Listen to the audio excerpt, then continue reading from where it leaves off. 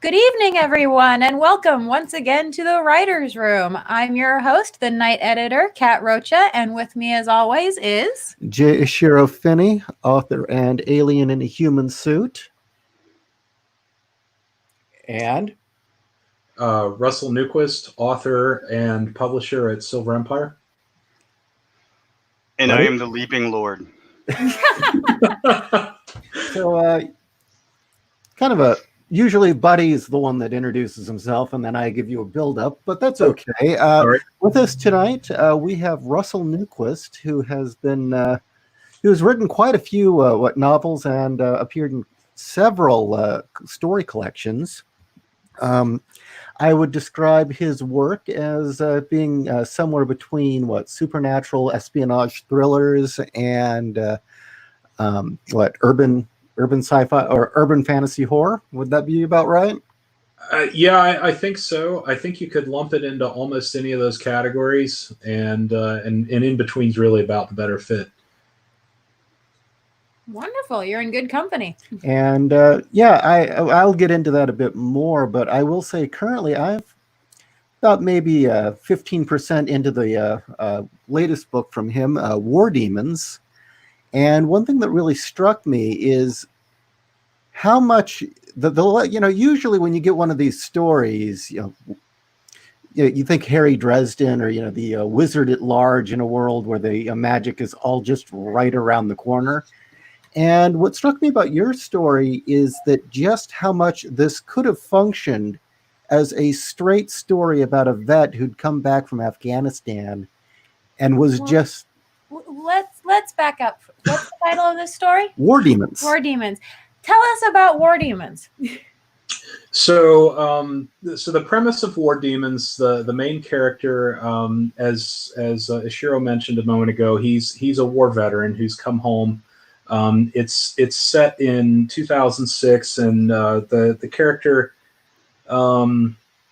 basically he's coming home from Afghanistan, and the short version, he signed up the day after 9/11 because his girlfriend died in the attacks, and went off on a personal vendetta thinking he was going to get Osama bin Laden himself.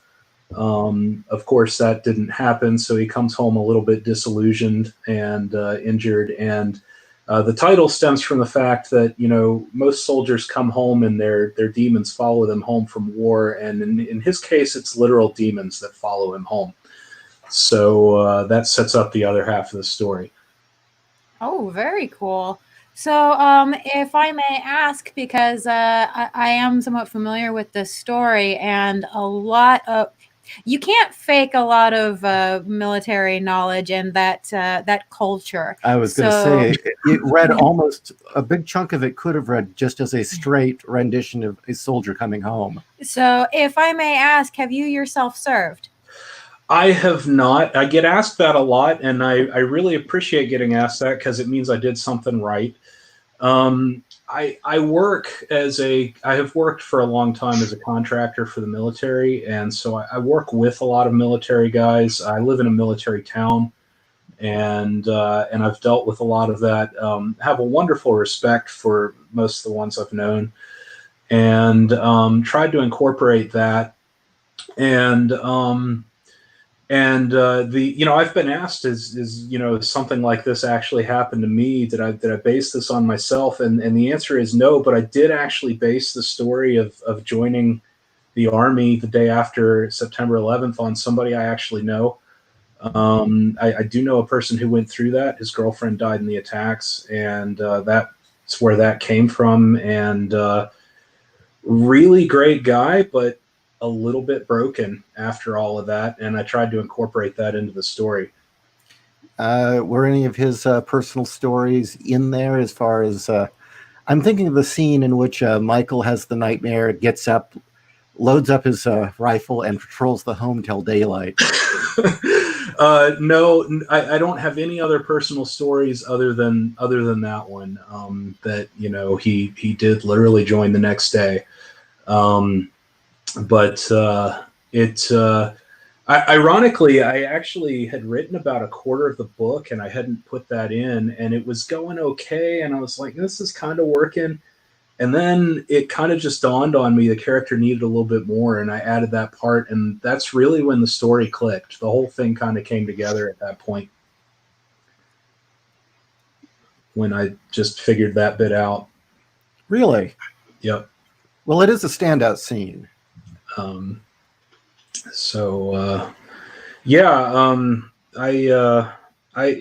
quite fond of it. It's if you're about 15% in, you haven't gotten to any of the bits where it goes absolutely crazy yet. Did we lose Did we lose Russell?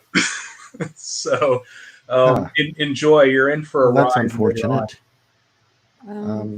Did we? It says he's on the stream, but we can't hear him. I can hear you guys. Can you not hear me? I can hear him. Oh, you can hear him? Yeah. Oh, whoops. I could. Russell, can you? I don't know. That's weird. Say Russell speak. You know. I'm still here. I still hear him. Jeez.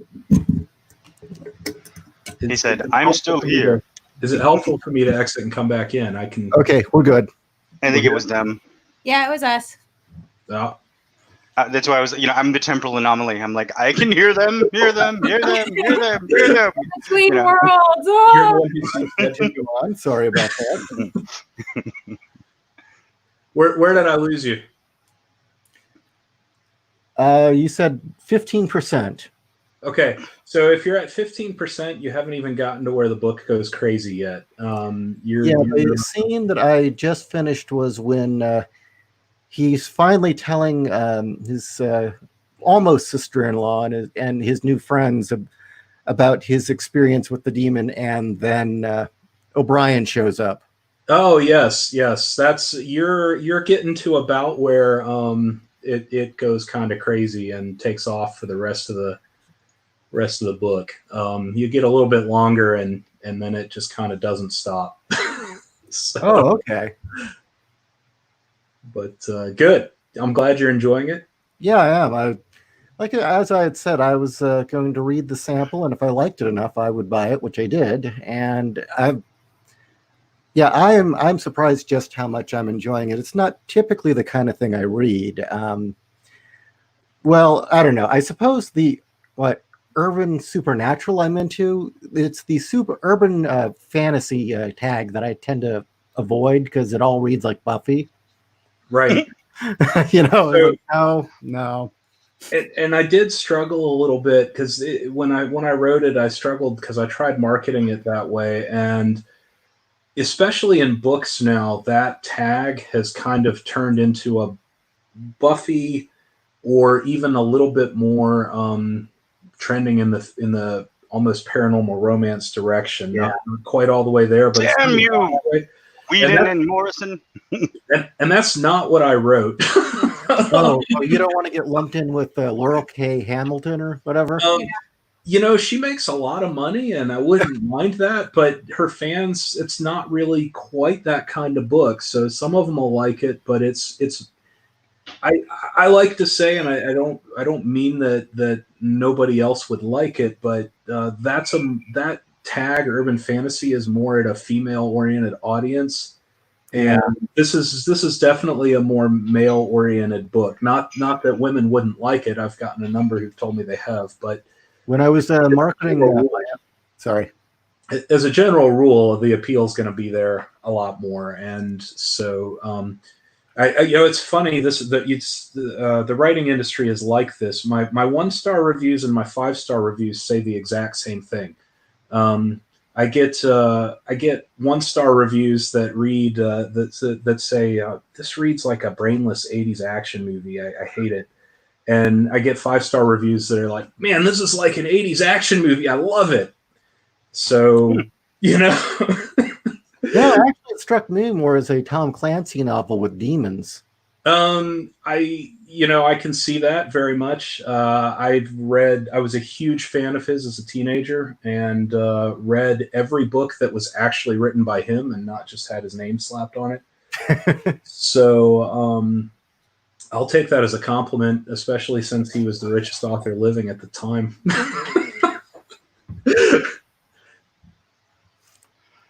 I haven't read it, but I mean, it sounds a lot like I don't know, just from the the basic take of it, it kind of reminds me of Lee Child, the Jack Reacher series, just because of like the beginning of Jack Reacher was that he was kind of, he was disenfranchised with what happened in Afghanistan, so he came back, retired from being an MP, and then he ends up in, I think it is actually Georgia. I've read a few of those and enjoyed them, and I can see why you're making the comparison. Yeah, it's well, I mean, it seems like you have like the War Demons itself is like a double entendre, right? yes, that was intentional. Yeah, I figured. I mean, because you've got like obviously like the demons that you bring back with you mentally, but also like he was possessed or something was attracted, whatever it is. So I mean, I like that right off the bat. That's clever. That's pretty cool. And then when you have something like that that's so simple but clever, I think it speaks to what you're going to see in the future, in the actual narrative itself. I hope so. And the demon itself, when you read the story, that metaphor definitely comes across even more, buddy. Cool. I mean, I have a character named CJ who is like this. He gets turned into a vampire because he comes back with PTSD from actually serving in the Pacific Theater, where he didn't want it. He was actually there as a medic, ends up having to kill people. And he hates it, comes back, has PTSD. Somebody says, "Hey, I'll take all your pain away." He's like, "Please," and they turn him into a vampire. So, now, he's living with that pain forever. That's good. I like that. So, speaking of post-traumatic stress, it seems that's a recurring theme in your fiction. In fact, if you don't want to talk about this, fine. I tried to find more on it. I stumbled across a book by yours called, I believe, Post-Traumatic Stress. So that actually is the same book. Oh, okay. That was the original working title that I had for it, and so I ran into two things with that that the authors in the audience will appreciate when you're trying to sell a book. This kind of stuff matters. The first thing is that everybody who heard the title and saw my original stock cover for it thought it was a book, thought it was a military sci-fi book, or a military action book, which is not really what it is. It is about a veteran, but it's not about that. And then the other thing that I found is that very inadvertently, because I didn't mean this at all, when I talked to veterans about it, they found the title offensive. And or at least some of them did, and that was absolutely not what I meant. But that was kind of what came across, and so I ended up going a different route for it. And at the time, I was very, very new to writing and putting books out and marketing them, and so I didn't really. I kind of had to learn all that the hard way. Mm-hmm. What tips would you give to people starting out as far as marketing and learning those things? So the biggest tip that I would give anybody, and this goes back to exactly what we were talking about a minute ago with pegging the right genre to put your book in, you have to really know what it is. So like we were talking about, I started out trying to call it urban fantasy because I wasn't really familiar with what that term means right now. And what I had in mind was stuff like Jim Butcher, Dresden Files, and Larry Correia's Monster Hunter International, and things of that nature, which that technically that term applies to. But when people hear that term, what they really think of is more like Laurel K. Hamilton and Twilight even. Twilight's honestly true paranormal romance, but things heading in that direction is more what people are thinking of. The readers who buy that are thinking more along those lines. Buffy and Laurel K. Hamilton, and there's elements of that in my book, that kind of thing, but that's not really, it's not about us. It's not a book about a strong female character who goes out kicking ass and having all the boys. That's not my book. It's about a male character who actually has is very dysfunctional in all of his relationships because he's hung up on the girl who died. and it's just totally not that. So So the advice that I would give to authors is you have to understand it's not about what you think your book is. That doesn't matter. You have to get that out of your head. It's about what readers think and the way readers use genre terms. And you have to understand what they mean by the terms and what your book falls into in that category, what genre is the right one.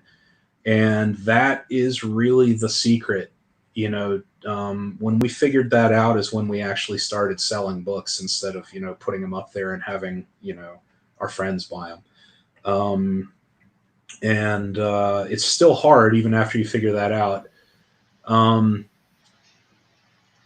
So looking at Panda Power's comments about urban fantasy, that's the way I, as an author, interpreted urban fantasy. And that's the way I, as an author, interpreted the term. But the way readers who are looking for your books, who actually read books lumped in as urban fantasy, interpret the term is not that. And so the thing is that we could sit here and geek out all day long talking about, well, what does this term really mean? But if you're trying to sell books, it doesn't matter. What matters is what the audience thinks. That's the only part that matters if you're trying to sell. Right? If you're the fan on the other side, and I am that fan, I'll sit and have that debate all day long and nerd out over it. I love to. It's fun. But if you're trying to sell, you got to put all that aside and say, okay, I don't care. What do the readers think? And because you've got to communicate to a reader, ultimately you're trying to tell that reader, this is a book you'll like. Or just as importantly, telling that reader, this is a book you won't like.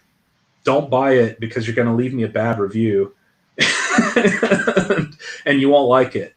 Authors forget that. They want to sell to everybody, but you don't. You really only want to sell, especially with modern algorithms being the way they are for promoting your books. You really want to sell it to the people who are going to like it, and that really is what you want to focus on. Well, it's also, I think a lot of people mistake the way that these marketing programs work. Like if you Book Barbarian, right. BookBub, any of those, or even like Facebook and everything, it's like they basically cycle, they cycle whatever ad you create. And if you don't, or if you have too many, then it's kind of spread out and you get like a very little message over a spread out area. You know what I mean? It's like a wide area spray.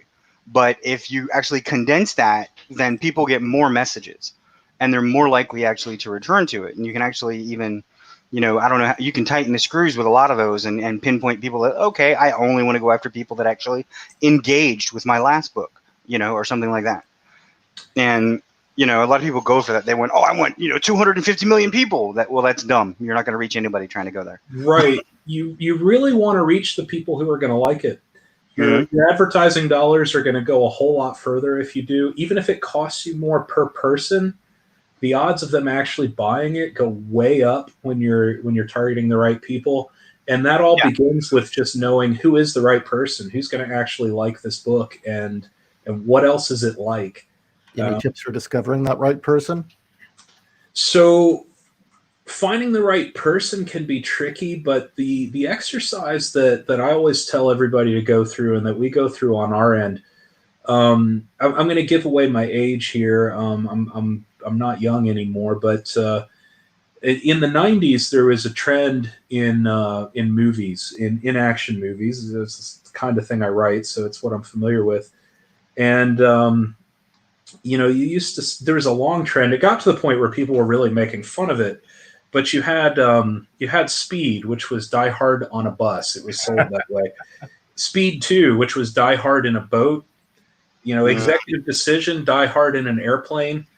There was the trend of we're gonna, basically this is how we're gonna sell a movie. But the thing is that's the exercise I'll tell everybody to go through, because what you have when you have that is, somebody sat down in a boardroom of corporate executives and said that sentence, it's Die Hard on a bus. And in one sentence, the executives knew what movie they were buying, right? They knew what they were getting, basically, because that really is basically what the movie was. But the other thing is the audience knew what they were getting, right? Yeah, it's like when people say it's this meets that, you know. It's this meets that, and so you basically knew what you were getting going into the movie, and so people could say, well, that's the kind of thing I like, or that's the kind of thing I don't like, very quickly. And you know, Speed's kind of a pretty hokey movie, but it made a lot of money when it came out. And you know, it launched both Keanu Reeves and her name just left me. Sandra Bullock. Sandra Bullock into superstardom, and you know, a lot of it was because they really knew what they were selling. They had it down pat to a one sentence. This is what you're getting, and one of the best ways to reach readers is to compare it to other things that they like, as long as it's an accurate comparison. And that works. It gets them in, okay, it's like this. I like that, so I'll like this. Or I don't like that, so I'm going to avoid this and move on. You know, in the back in the early 2000s to the we used to do a lot of comics conventions, and one thing I would do is go around to every table during the San Diego convention to hear what the prevailing pitch was at every booth for the new books. And it was funny because for almost a decade, the prevailing pitch was, it's Buffy with. Right. Did you want to take a blowtorch to the table? It was more funny than anything. Buffy with zombies, Buffy with demons. I mean, you know, it makes sense. Like, people latch onto something. They just want to, you know, like, this sold, so I'm going to say it's this, but that, you know. But you knew it was bad when somebody said Buffy with vampires. Yeah. I'm not making that up. No, it's really Buffy. I wasn't going to ask you if you were making it up. I was going to ask you, how many times did you hear it? Yeah. Once, fortunately. Only once. I mean, honestly, like, is Twilight much different than Buffy with vampires, but Buffy likes the vampires first without becoming a slayer? And then the following big pitch that was about 5 years, it's like Walking Dead with. Oh, God. Yeah, So everything was Walking Dead. Sorry? I was saying, yeah, after that, everything was Walking Dead. Right. So I would advise people, like, there's a tendency that some groups have to kind of chase whatever's hot in marketing. And you can do that. My advice, though, what I'm saying is less that and more just, okay, you've written this thing, now be honest, what's it like? And find the other things out there. Because I hate to break it to you, but your story is really probably not super original. You know, you've got your own unique twist on it and your own thing, but it's going to be a lot like something else that's out there. There's 6 million books at least on the Kindle store on Amazon. Sorry, but somebody else has been there. So. I mean, what is it? Literally, there's, you know, I mean, literature-wise and actually academic exercise, there's 7 basic stories. I have a friend who's, like, she's hard-pressed to find the 8th. She keeps telling me, I'm going to find the 8th story. I will. I'm like, you do that. Go, baby. I believe in you. One common rule that we repeatedly tell our listeners when pitching their novels or writing the back cover blurb is, do not ever use the pitch, this has never been done before. Yeah. So the thing is most readers don't actually want something that's completely brand new and totally original. And if you look, don't want anything original at all. They want this stuff. True. Typically, what most readers do really want is they want something that's kind of like something they've seen before, but with its own little bit of a different twist, right? That's what actually sells. Okay, now maybe what you want to write is something super original. Great, more power to you. Not telling you not to do that, but you know, the stuff people actually like to read and watch in movies tends to be, okay, it's a lot like this other thing that I liked, but different enough to be different and for me to not just be watching the same thing again. And so, yeah, there you go. Semantic Dragon asked what the 7 stories are. I don't remember all of them offhand. Man against man, man against nature, man against himself, man against society. What am I missing? Man against God. Man against God. Well, they changed it to Man versus Supernatural. Right, because you can't say God anymore. That offends somebody, I guess. Oh, I'm missing the other two. But sorry, I think Man Against God should remain its own thing, and then Man Against the other supernatural should be its own thing. Sparkly vampire against woman. Yeah. I don't remember the other two. I could go Google them and find them. It's common academic theory stuff. You'll find it easily if you Google the person versus person, person versus self, person versus fate or God, person versus nature, person versus society, person versus the unknown extraterrestrial, person versus technology or machinery. Okay, yeah. Unknown and technology are the ones I missed, I guess. So I was going to ask you, you'd mentioned, well, you can't say God anymore. That was one thing that I did notice about the way you market your books. And what struck me is you would have called it a Catholic thriller. Yeah, so going into the marketing again, I'll start with that, and then I'll talk a bit about the book for a second. Like I said before, it's worth being right up front about things of that nature, because if you've got stuff that's polarizing in your book, I would suggest being upfront about it, because what's going to happen is that the people who are interested in that are going to say, "Oh, I want it because of that," and the people who aren't going to like it because of that are going to stay away again. So we went careful on that term, and I'm going to probably offend somebody by saying this, but I'm just going to say it. We were really hesitant in the beginning to market any of our stuff as Christian fiction, because, honest to God, most Christian fiction sucks. It's really bad, and it's also, it tends to be really bland and boring, and that's not just my own stuff, but all of our Christian fiction at Silver Empire. Declan Finn and John Delarose. It's not that. John C. Wright. It's not boring and bland. It's a very different thing, but it is also, there's also a definite Christian twist to it. So in my own book, the way I approached it, and this is a little different. Declan Finn went, and John C. Wright both went a little bit more extreme with some of this than I did.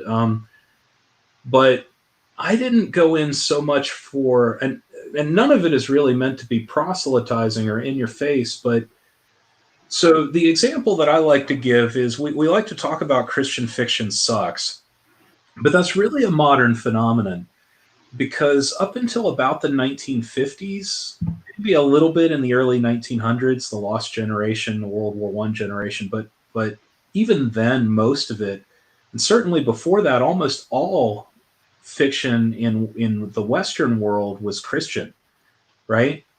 Correct.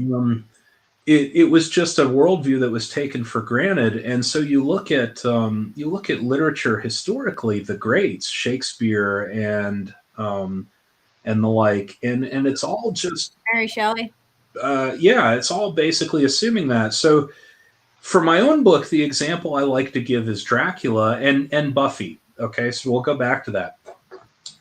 In Dracula, the vampire mythos assumes a Christian worldview, right?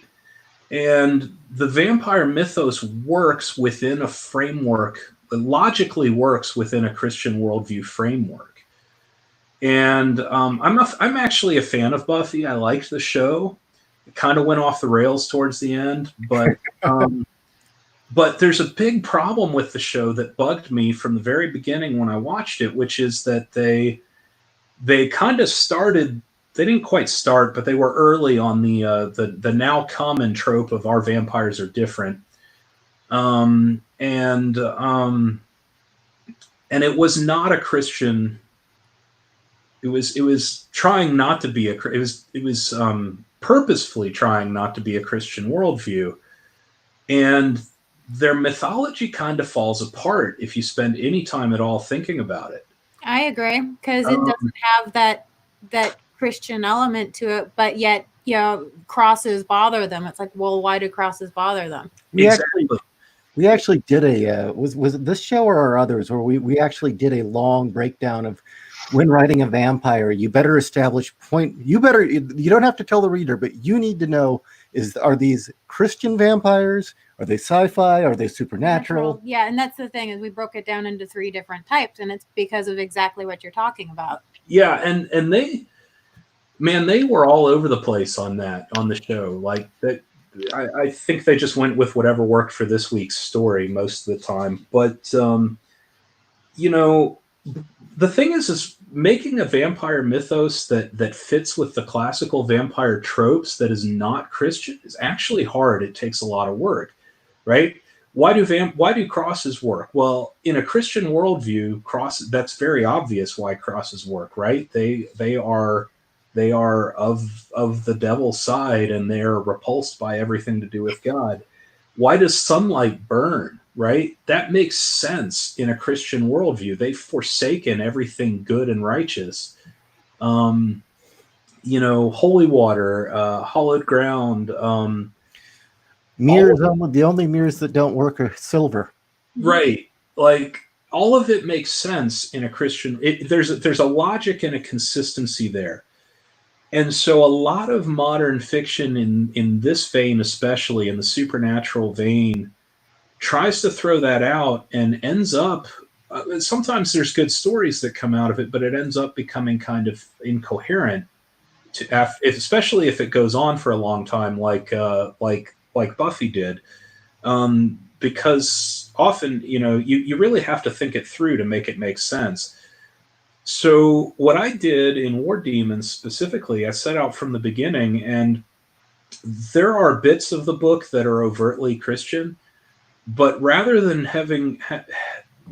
going heavily, overtly in-your-face Christianity, what I really did is I sat down and said, okay, this world exists in a world where all of the Christian, I'm going to say mythology, because I'm not talking about the theological stuff. I'm talking about all the Christian folklore kind of stuff. I set out in a world where that's true, right? It's a world that's deliberately based on that framework. So, in a sense, it's not very original, I'll admit that, but what it does is it means that the framework's there and it's grounded, and it all makes sense from, you know, internally, without me having to do all that world building. I was actually going to ask you how heavily Christian or supernatural your demons were, because there is a difference between the two. So, the answer is a little bit yes. There are things. I got to be a little careful how much I say, because Ishiro hasn't finished the book yet, and I don't want to put spoilers in. But here's an example that gets explored in the book, and I think I can say it this way without spoiling too much. In this book, one of the things that happens is there is a Tibetan artifact that is used at one point to kill demons, but it doesn't actually kill them. The Christian artifact is the one that actually kills them, because it has the power of God behind it. So that's an example of kind of how it works. And in the context of the book, the characters kind of have to find this out for themselves, is one example. And you know, I put that in there. I am Catholic myself, and so that contributed.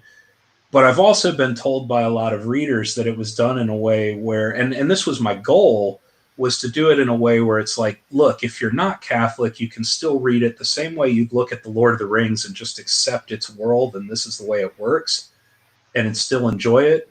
And, you know, if you're not Catholic, if you just accept that within this world, that's the way it works, hopefully you can still enjoy it. And a lot of readers tell me that they do. So I think I did fairly well on that, but I'll leave it to anybody who reads it to decide. Well, that's actually why I asked you about the Catholic thing, and that I thought it was interesting that you chose to market it that way, was when, you know, granted, I've only gotten to, chapter 12 of the story. To me, if this had been published in the 80s or 90s, I wouldn't say that there was anything different about it. It just was in that setting. It didn't really strike me as what you would call a Catholic book. The character is just a Catholic. But I'm supposing nowadays that means I'm not going, you know, this book won't shit on your religion. There is absolutely 100% that. You're not wrong. But I will also say there is more explicitly religious stuff further into the book. You're actually getting fairly close to where that starts to hit. If I had it to rewrite, I would probably put some of that in a little bit sooner, to be honest. All the writers know how it is. You look back at everything you've done in the past, and you're like, man, I'd go rework that if I could. But at a certain point, you got to just ship it and move on to the next thing. So, does anybody have any questions? I don't know. You don't know. I kind of agree with you. Like I was brought up, you know, Southern Baptist. I wasn't brought up Catholic. I was brought up Southern Baptist, Protestant. I remember bringing my Catholic girlfriend to my church, and my the preacher looked at her and said, "You're going to hell!" And God. And like scared the crap out of her. She's like, "Why am I going to hell?" I'm like, "I don't know." Sprinkle holy water on you, baby. It's over. But I think that unfortunately, like, it kind of falls into the same. Like, I think a lot of Christian mythology, unfortunately, the people that are writing it are like, a lot of them were preachers or they were already like kind of indoctrinated or sort of already in that field. So it's kind of like SJWs, quote unquote, in that way, because they don't have to write something good. They just have to put something out. I think there's some of that. There's also a thing, and this is the market that is called Christian fiction. A lot of them are looking for this, but a lot of it is bland. So here's one of the other things that I set out to do in my book, right? To differentiate from that market. And I set out purposefully to do this. And I think Ishiro will tell me, even as little as he's into it, that I probably did fairly well on this. So a lot of Christian fiction really just likes to completely omit anything sinful. Yeah. Right?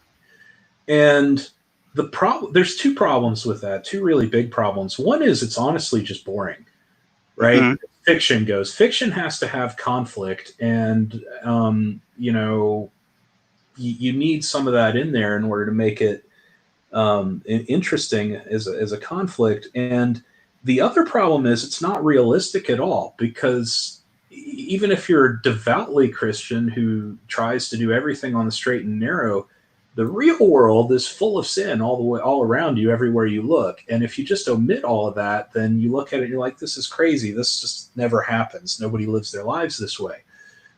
So I went for a very different approach, which was that I'm not going to put in anything that condones acting that way, because I am trying to make it a consciously somewhat Christian book. But I'm going to put in things, there's things. People are not perfect in my books, right? They're human. I think the best books are like that. Some of the best, obviously, like Lord of the Rings, Narnia, yada yada, because all that was written with heavy Christian undertones, and all of these people, even H.P. Lovecraft had a lot of Christianity kind of elements. He basically described the dragon from the Bible, calls it Drogon, with one different letter. Well, that's actually it. That's a whole different episode. Actually, Dagon is in the Bible. Yeah. Yeah. and that's what I'm saying. Like it very much describes it. So I get that, you know. But then there's also like I can't remember I can't remember their names, but like the guys that were the Prophecy series in like the 80s, 90s. That was fantastic. There were some movies, you know, with Christopher Walken, you know, that were made. Oh, They I were love that film. I know those movies. I remember them. really good. The Left Behind series, even like those. I mean, you know, they were like carousing and had sex and Right. you know. Well, So- oh, I'm sorry, buddy. Keep going. Oh no, I was just saying. So that, you know, just like you were saying, they were imperfect. Yeah. Well, I was going to say, speaking from someone who isn't religious, as myself, it doesn't matter if the book is religious or not. You know, you want your character to start through at a certain place, go through many trials, and fail repeatedly before he can be redeemed. And it doesn't matter if it's a religious or a themed universe or not. You need that in there to have an interesting character. Mhm. And from what I understand, back in my catechism days, that it was a key part of being Catholic, wasn't it? Is that you're flawed, but you're working towards redemption. Right. Well, I mean, and- you know, Catholics work on the idea of you're always guilty. I mean, that's why they have to go to, you know. That's why Oh, there's my mom believed that. every day, you know. Yeah, my mom really believed. So, yeah, amusingly, the best description I ever heard of the difference between Protestants and Catholics actually came from an economist who was talking about economics, and I thought this was really funny. It is very true. The Catholic approach is to set up this absolutely unobtainable perfection standard that this is what you're supposed to be striving toward, but we all know that you're never going to make it. Versus the Protestant standard of, well, we're going to have lower standards, but we expect you to actually meet them. Good, I like that. Yeah. And I think it's certainly not 100% of the differences between the two, but there's a lot of truth to that. Well, I think so. I went to a Lutheran school, and so I basically grew up Lutheran, and yeah, that's pretty much it. I mean, they basically say, "Do you believe in God and Jesus is your savior?" Yes. Then you may kiss the holy feet. I mean, no, you may stay here. You know. Yeah. but I was going to say, with my own series, Case File Arkham, I was portraying an Irish Catholic in the 1940s in a noir setting, and I wasn't going to bring any modernisms into it. He was going to be an authentic 1940s Irish Catholic. Right. And I would have to say that reading your book, I'm looking at it and saying, a lot of people said I got it right, but geez, you know, I can learn a lot from this book. Well, I'll take that as a strong compliment. Well, the bit about him saying, "Forgive me for my weakness," and I won't say what he's about to do. And also the bit that you actually had your protagonist bring a college girl home, get her naked, flip out due to post-traumatic stress, and shove her out the door half naked. I know that doesn't really strike me as a Christian book, you know? Well, and Really? I'll say, you know, it's not a Christian thing either for those in the audience, because he didn't push her out the door because he had a crisis of conscience. He pushed her out the door because he was broken. I didn't want to give away why he did it, but yeah. I don't think that ruins too much of the book, stating that. No, it's accurate. That's the character. He's more than a little bit broken. You know, you are probably just about far enough in to have a bit of a clue why he's so broken. But you haven't hit really here's why. Yep, he's messed up for a good reason. And he has to work through that. That's part of the book. Well, you know, it's interesting that you say that. I mean, just so you know, and one of the reasons I was really excited to talk to you after reading, again, only 12 chapters, is I actually do have post-traumatic stress, and I wouldn't compare it to a soldier, but it's pretty bad. Mm-hmm. And it has been an overarching theme that works its way into everything I write, whether I like it or not. Right.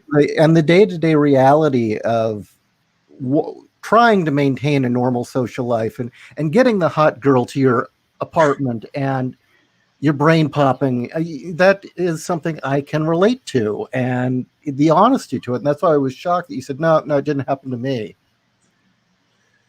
So the fact that there's more of a reason, because you already got enough reason from what I've read. Yeah, he's got more. I think from where you're at, if I'm remembering quite right, the timing on things.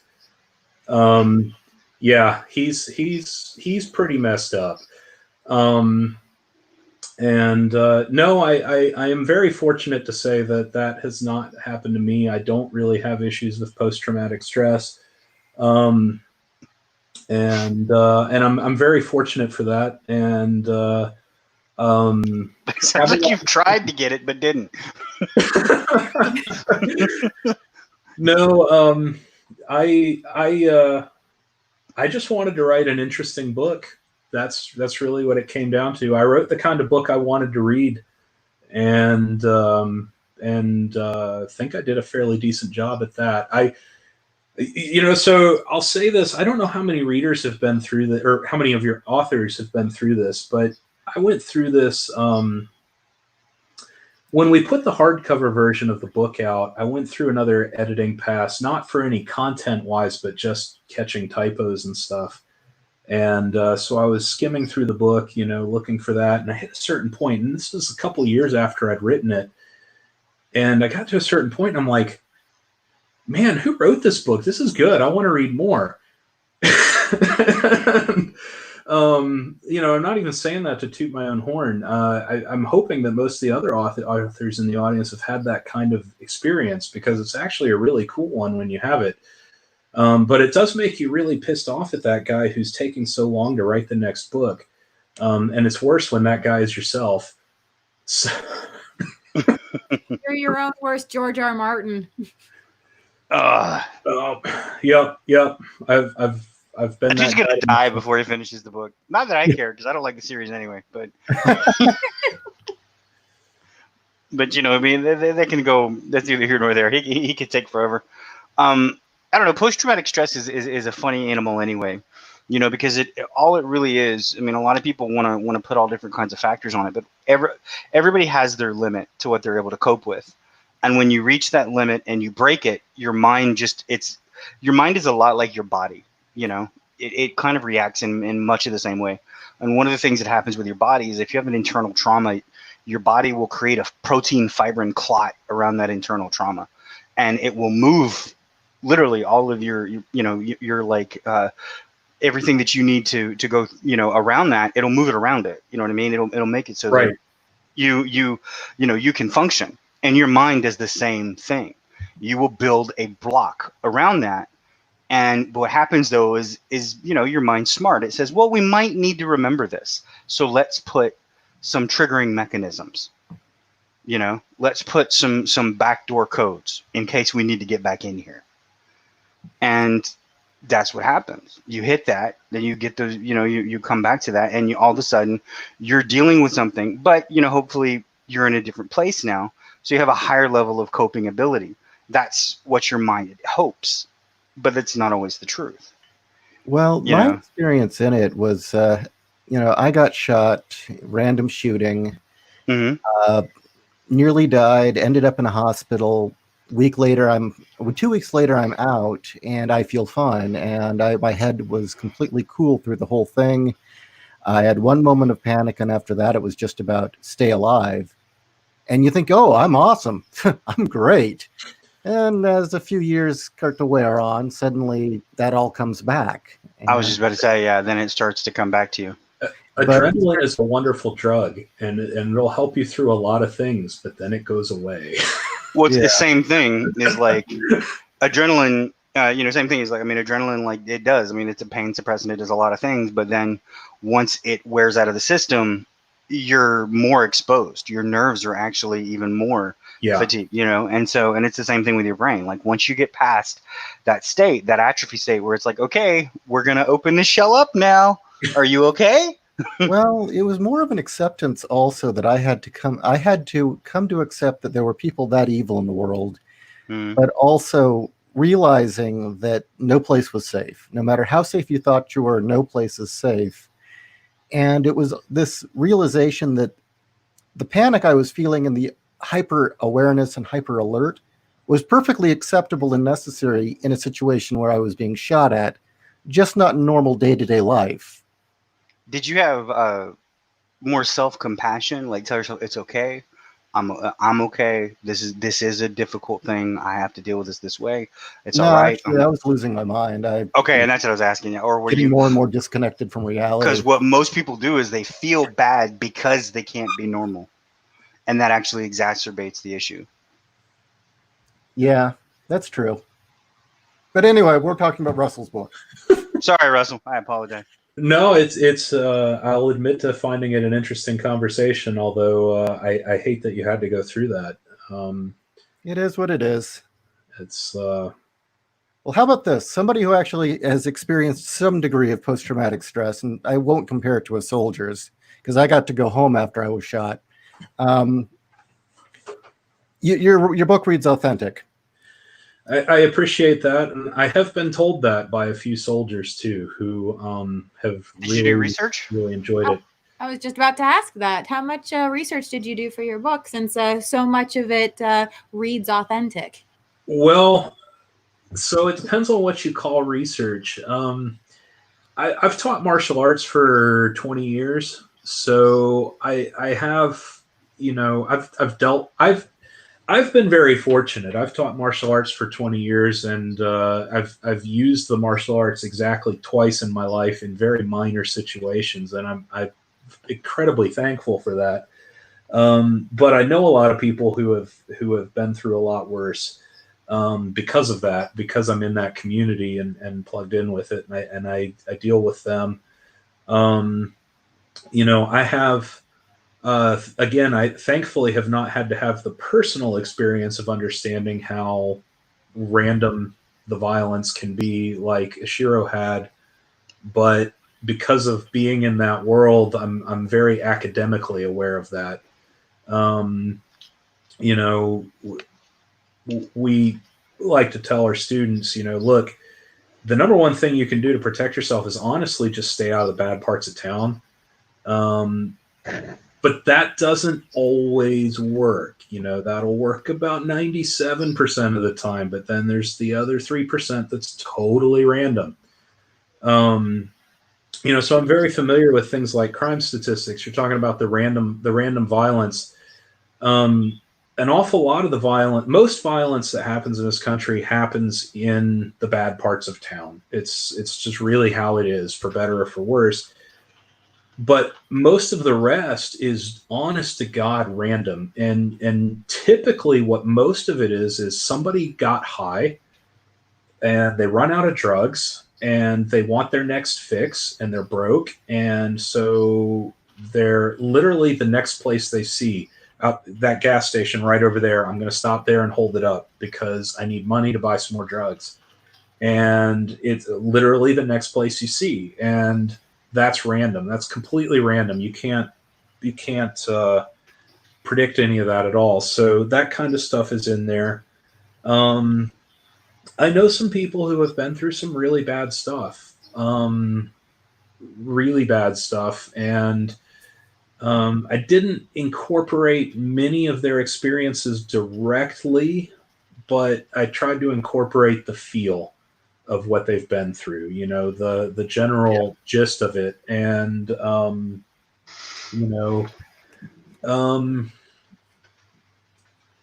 I'll tell you one of the other things that happened. So it's going to sound strange, Ishiro, if you're reading the book in its current state, because its current state is fixed, but this has been corrected. But in my early drafts, I tend to have a problem of, okay, character wants to accomplish A, so he goes and does A, right? And the problem of another tip for your writers in the audience is that's actually really boring. It's dull. And so I had to come back in later drafts and be like, no, he can't just go accomplish A. Something has to make it hard for that to happen and get in the way. And so one of the things is by the time you read the final draft, which feeds into, again, the post-traumatic stress issue, by the time you get to the final draft, so much has been heaped on this guy. It's kind of unreal. And you really haven't gotten to all of it yet. There's a bigger one coming. And And so that kind of influenced it. And I got to that and I'm like, well, he's been through this and he's been through that and he's been through this. Yeah, he's fucked up. You're not going through that and not being messed up. That's just not how that's not how people are. You go through that, you're going to be messed up. And so, that's where I took the character. I think James Ellroy had recommended anyone writing this kind of stuff to put your character through ever-living hell. It's a common advice from most authors, and I know Jim Butcher likes to joke that he absolutely hates Harry, and every his entire writing process is what horrible things can I do to him next. I never got that from the Dresden Files. He just always seems to come out on top to me. He's like, yeah, it's going to be embarrassing, but then I'm going to do something awesome. that's like, I agree, actually. That's the whole book, So I think both points of view are correct in that series. He does always come out on top, and to some degree, you kind of need that in, I'll say, heroic fiction of any kind, right? Nobody wants to read about the hero who loses all the time.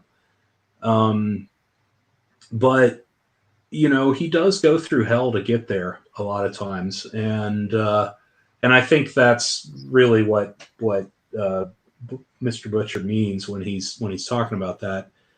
And spoiler alert, I wrote a piece of heroic fiction. My hero comes out generally victorious at the end of the story. But it's like a fairy tale, like everybody stays alive and everything else, but you can put them through hell in between. I mean, you look at like grim fairy tales, the characters that it was meant to stay alive at the end, even in the darker, first versions. Everybody else is screwed.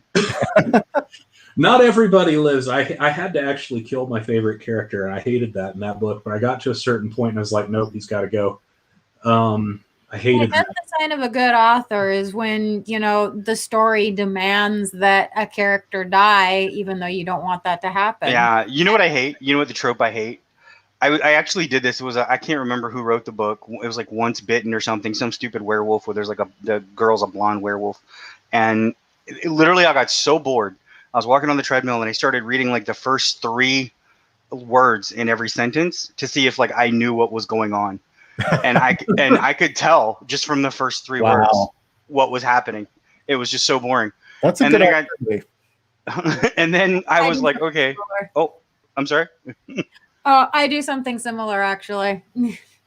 And then something that happened is I was like, okay, this is one of my, like, I want to say amateur writers, but I don't know what you'd call them. The writer, what they do is they introduce a character just to kill them. And they do because they immediately tie them to the main protagonist. Yeah, I'm not fond of that trope either. And I'm also, I will admit that I really enjoyed the earlier entries in the series, but I've become a lot less fond of George R.R. Martin's I'm just going to kill everybody you actually like as a character. Yeah. And I just also, call Game of Thrones the most brutal game of musical chairs ever. And also, I'm becoming less fond of Joss Whedon's I'm going to kill somebody random just to keep you on your toes approach, too. I'm less of a fan of that. Yeah, and they both get kind of old to me, but, I had a couple that, it was demanded by the story. Like, this has to happen. And, in order for the next bit to happen, this has to happen. And it's rough when it is legit one of your favorite characters. You're like, I don't want to kill this person. I just don't. But I have to. Well, the thing about that too, though, is especially if it's a beloved character or one that it's not expected that they would die, that's really good for your audience because suddenly now all bets are off and nobody's safe. You've now just laid down the gauntlet and who can get it. Everybody can get it, and that makes it even more meaningful to the readers when somebody like makes a sacrifice, or when somebody does die, or when something does happen to a character, because you don't know, again, nobody's safe. Right. And so the guys like Joss Whedon, I'll use as an example, because I've seen him explicitly state this in interviews, that he's killed characters at random to make the audience feel like nobody's safe. But in my opinion, the problem with that is it comes off as very fake and contrived. And I agree. And I think also part of the reason for that is that people don't actually want randomness in their fiction. They want meaning in their fiction, right? Mm-hmm. So you're looking for meaning and purpose behind things. So your own comment about sacrifice, that's a really important part of it, I think. And the character I did have to kill that I loved so much, it was a self-sacrifice that happened, or a little bit of one, and that makes a big difference. It was not a random event at all. It was very much, a part of the story and a necessary event, versus the one that jumps to mind immediately with Joss Whedon is Serenity, when they're going through, they're doing their crash landing and they all succeed, and then all of a sudden randomly Wash dies, right? It's just random, and it's not satisfying when that happens at all. So we're coming up on the hour, and we try to keep these down to an hour. So before we go, do you want to mention a little bit about Silver Empire first and your book? Sure. Sorry, we've got a question. Okay. Okay, Underworld Dream asks, what are some of the other genres you're planning to do? Is there a genre you want to do but feel will be too much of a challenge for you? So that's a really fantastic question. And it's not that I feel like it'll be too much of a challenge. There's a book that I have been working on for a long time. It's actually a trilogy. I'm going to be working on it for a much longer time because it's a challenge. It's going to take me a while to do. It is I'm trying to think of the right way to describe it now, because one of the other reasons it's a back burner project for me is part of the reason it's taking so long, because I know this one is going to be really hard to market and it's probably going to meet no commercial success, but I have to do it because I think it's just too cool of an idea to not do. But I have a vision in my head for a story that is somewhat kind of sort of historical fantasy fiction, sci-fi a little bit, and so there's a conspiracy theory out there, and I love conspiracy theories. I don't love them like I believe them. I love them because I find them entertaining as hell. And so I read a lot of them, and there's a conspiracy out there called the Phantom Time conspiracy theory. And the idea of this conspiracy theory is that about 300 years of our history never actually happened, and that there was a conspiracy between Holy Roman Emperor Otto III, Pope Sylvester II, and the Byzantine Emperor Constantine VII to totally fabricate the dating system and add 300 years of history that didn't happen. So that's an interesting conspiracy theory on its own, but when you put that in the mind of a sci-fi fantasy writer, the idea becomes, what happens if 300 years of history vanished and actually got broken? And so I have this weird historical fantasy time travel kind of mini alternate timelines thing. And the reason it's a challenge is because I literally have 4 timelines going on, and the story is told out of order. And I have a cast of about 30 awesome historical characters that are in the mix. And keeping it all straight is a logistical nightmare. So nobody's going to read a word of it until all 3 books are done, because I need the ability to edit it as I go. But I also think it's just going to be absolutely epic to read a book with both Merlin and Nikola Tesla in the same story, fighting alongside with George Washington. And okay, that sounds cool. Yeah, I have to do it, but it's a labor of love. So, as far as other genres beyond that, I don't know. So the problem is I have a billion ideas and only so much time. So I don't know that I'll be getting into a whole lot of others. I have written some short stories in hard sci-fi near future, and I would kind of like to get back to some of that. I like that a lot too, kind of the Expanse kind of thing.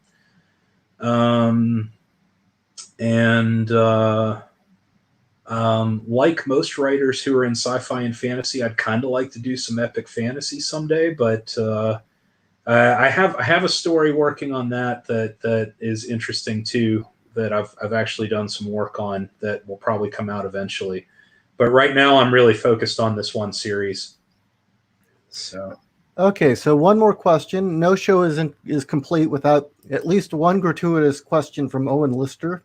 Russell, you know our great hero Guyver. I'm gonna have to apologize to you, Owen, because not only do I not know the great hero Guyver, but I was actually warned about this question and I forgot to do my homework.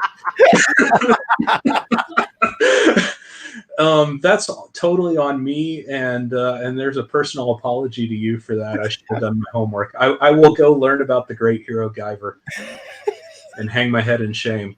Well, I'm coming to believe that Owen's actually an evangelist for the Guyver religion. I think he's got a Guyver Bible. You know. Yeah, I'm pretty certain of it.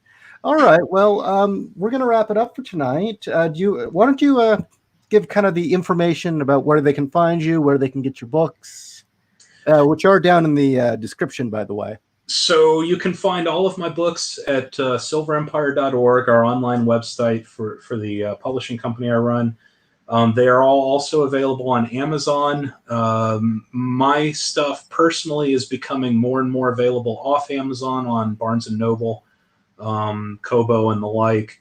We're moving a lot of our books off of there for reasons I won't go into right now. Not off of Amazon, but wider, so they're available to more people. The book we've been talking about is War Demons, and you can find it right there on those pages. A quick search on Google for War Demons, and mine's going to be in the very top of the list or near it.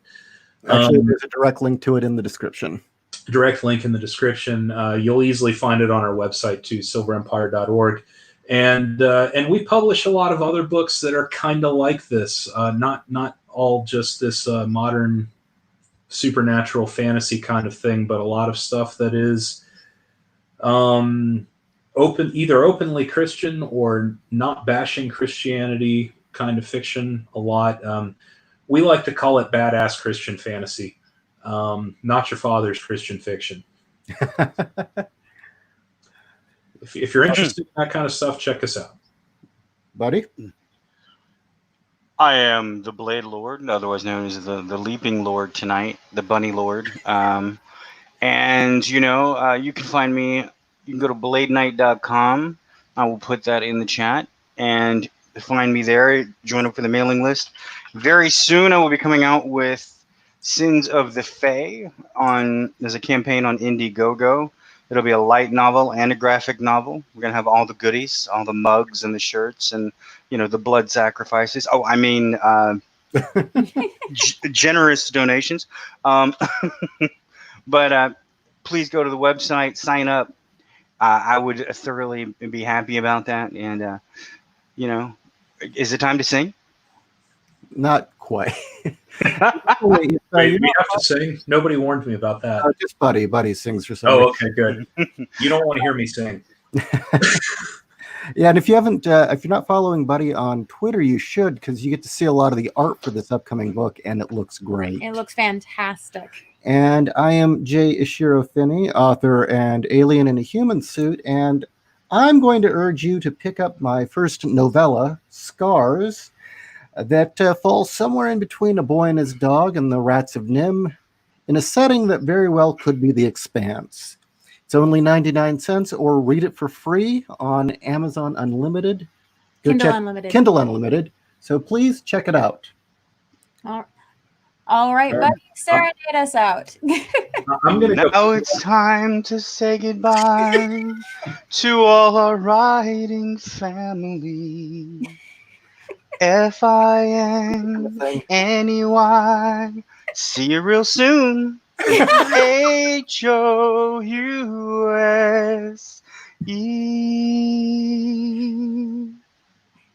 Bye, guys. Good night, everyone. Thanks for having me. Definitely.